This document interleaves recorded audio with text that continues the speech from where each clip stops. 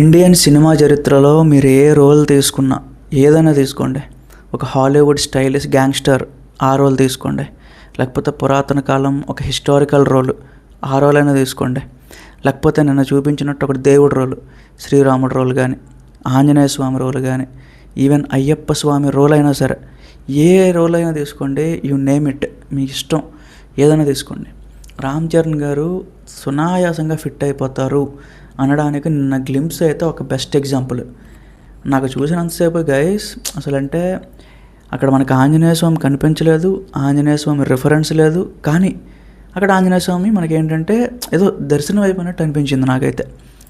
ఇప్పుడు మనకి RRR సినిమాలో ఒక అన్ఎక్స్పెక్టెడ్గా వచ్చిన ఆ శ్రీరాముడిది ఆ లుక్ ఏదైతే ఉందో అది చూసి నార్త్ వాళ్ళు, బాలీవుడ్ వాళ్ళు అందరూ పిచ్చి అయిపోయినారనమాట.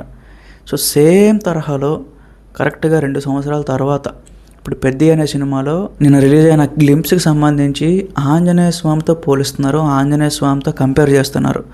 సో అదంత ఈజీ విషయం కాదు గైస్. ఈ రోజుల్లో ప్రతి పాన్ ఇండియా హీరో కూడా అందరూ ఎవరైనా మీరు తీసుకోండి, ఎవరైనా VFXలు వాడుతున్నారు, AIలు వాడుతున్నారు, గ్రాఫిక్స్లు వాడుతున్నారు, డీఏజింగ్ టెక్నిక్ అంటున్నారు, ఏవో అంటున్నారు. ఇవేమీ ఫాలో అవ్వకుండా నేచురల్గా యాక్టింగ్ చేస్తూ నేచురల్గా తన బాడీని చూపించే ఒకే ఒక్క హీరో రామ్ చరణ్. సో మీకు ఏదైనా ఇప్పుడు రంగస్థలం అనేది ఒక లీన్ లుక్, దానికి బాడీ అవసరం లేదు. సో దానికి తగ్గట్టుగా ప్రిపేర్ అయ్యాడు.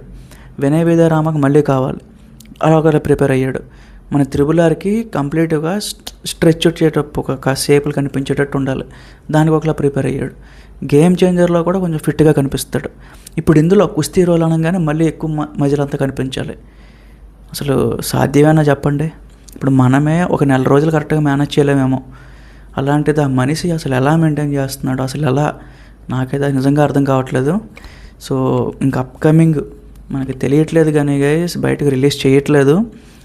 కాన్సెప్ట్ ఓరియంటెడ్ సినిమాలు సెలెక్ట్ చేసుకోవడానికి రెడీగా ఉన్నాడు. ఎందుకంటే ఇప్పటిదాకా జరిగింది అది జరిగిపోయింది, కమర్షియల్ సినిమాలు ఇవన్నీ జరిగిపోయినాయి. బట్ ఇక మీద నుంచి ఏంటంటే కాన్సెప్ట్ ఓరియంటెడ్ పైగానే వెళ్ళాలి, ఆ కాన్సెప్ట్ ఓరియంటెడ్ సినిమాలనే సెలెక్ట్ చేసుకుంటాను అని ఫిక్స్ అయిపోయాడు అనమాట. సో దాంట్లో ప్రాసెస్గా వచ్చిందే మనకి పెద్ది. సుకుమార్ సినిమా కూడా అంత ఈజీగా ఫైనలైజ్ అవ్వట్లేదు. సుక్కు గారికి కూడా చెప్పడం జరిగింది, సో నాకు ఈ టైప్ ఆఫ్ స్టోరీ కావాలి, సో ఈ టైప్ ఆఫ్లో ఉండాలి, ఈ జానర్ ఉండాలి అని చెప్పి. అందుకే సుకుమార్ గారు స్క్రిప్ట్ ఫినిష్ చేయడానికి కొంచెం టైం పడుతుంది. ఇద్దరు ఒక మ్యూచువల్ అండర్స్టాండింగ్ వచ్చినాక దాని గురించి ఫుల్ ఫ్లెజ్డ్ అప్డేట్స్ అయితే మనకు వస్తాయి. యాక్చువల్లీ బర్త్డేగా రావాలి, బట్ ఇట్స్ ఓకే రాలేదు, జస్ట్ ఒక ట్వీట్ వేసి వదిలేశాడు. కానీ గైస్ నేను చెప్పేది ఏంటి అంటే ఇండియా మొత్తంలో మేబీ ఇంక నేను హాలీవుడ్ కూడా ఇంక్లూడ్ చేస్తా, ఏదైనా తన స్టాండర్డ్స్ని పెంచుకుంటూ పోతున్నాడు. తనకి తగ్గ రోల్స్ పడితే మాత్రం ఇంకెవరూ ఆపలేరు. ఇంకెలా చెప్తాను. Thank you.